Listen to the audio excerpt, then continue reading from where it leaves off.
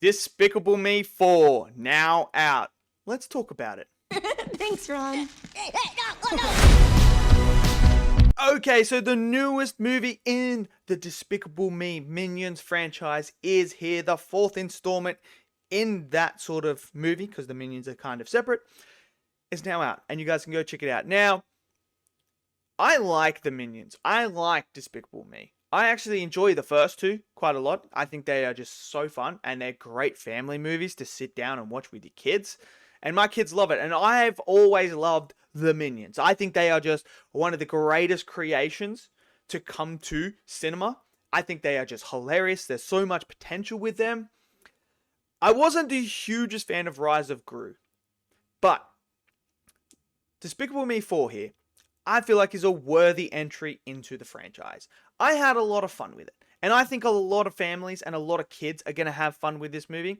I think if you're looking for something to go and watch as a family, I think this is the movie that you're going to really enjoy and that you're going to like. And obviously your little ones, they're going to love it too. Now, you have the Minion stuff that is in here. It's not overpowering. It's a nice balance where they have the stuff with the Minions, the hilariousness that we are used to, the vending machine stuff that you see in the trailer with them, the Super Minions, which is another hilarious segment that happens, but they don't overpower the story that they're trying to tell with Gru and his family.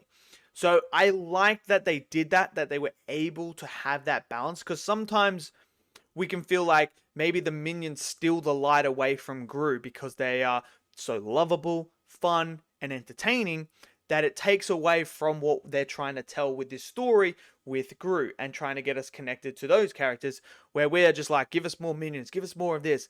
So I think the balance was right with them in this movie. They're not overpowering, they don't take up all the screen time, but you still have the laughs and giggles of them that you want. Now, obviously this movie revolves around Gru, and he has a arch nemesis of someone that he went to school with. So we get to see where he went to school in this one as well. And Maxine is the villain. And look, Maxine is very much like your typical villain in this franchise. You know, he's obviously doesn't like Gru because of certain things that happen in their past and everything like that. But he's an okay villain. He's not anything outrageously great. He's not anything where you're like, oh yes, this villain is so sick, man. One of the best villains of all time. He's not that. He's there to serve a purpose. He serves that purpose. And this is more about Gru trying to, get to grips with his past, what happened with Maxine, and dealing with stuff as a father. And I feel like they could have leaned into that a bit more, because one of the things that I think hurt this film is there isn't much to do with the other kids in this movie. Like, they really take a step back, and they were something that were like the major focal point of the first two movies, and that moving forward was about them and like how they were involved and stuff like that. Here they really take a backseat, because this is all about Gru and his son. Majority of the time is about him, trying to build that connection with the kid and taking him on some missions and stuff like that. And then obviously the kid, Gru Jr., he plays very much a role of like Jack. That's what it feels like. It feels like, because, obviously we know what this franchise is about. None of this is supposed to be taken literally and real or anything like that. The kid is like Jack. He has that plot armor where he can do things where you kind of like, okay, that doesn't make sense, but it's because it's in this world, so that's okay.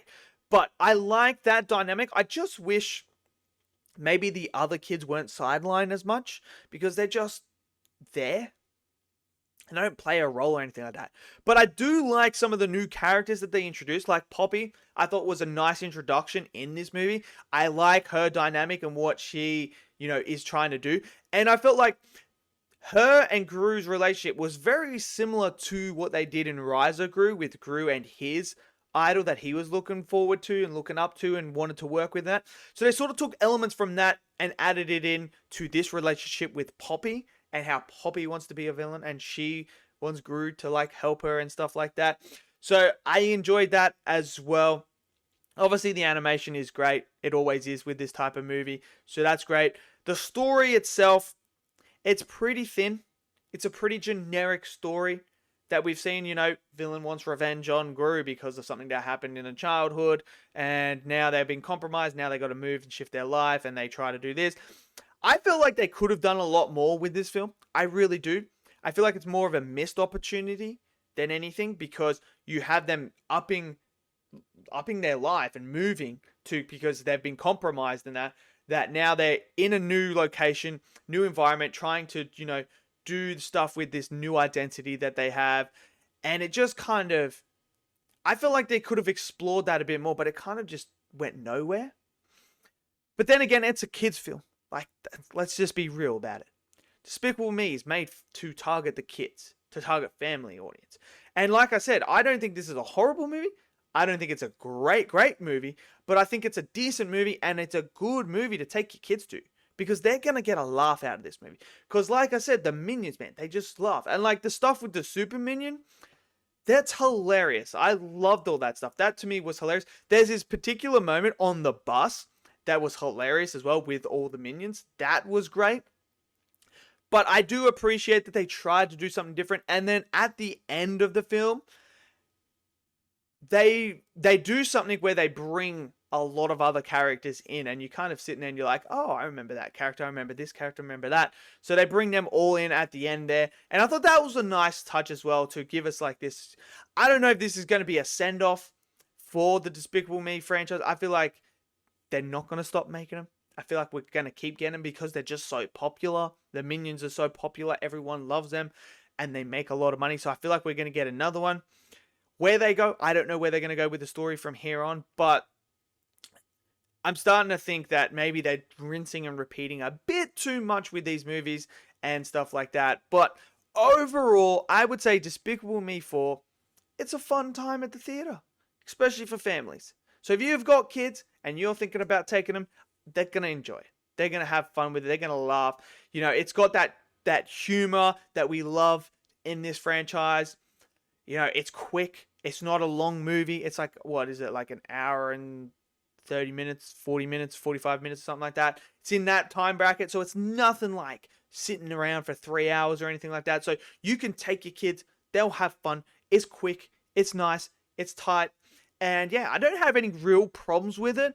Like, unless like just, story stuff and stuff like that. But that's because I'm an adult and I just want to see a bit more story and stuff like that. But as a kid's film, it works. So let me know what you guys thought of Despicable Me 4. Did you guys enjoy it? Smash it down in the comment section below. Smash that like button. Click subscribe. And I'll see you guys next video. Until then, stay safe and peace out.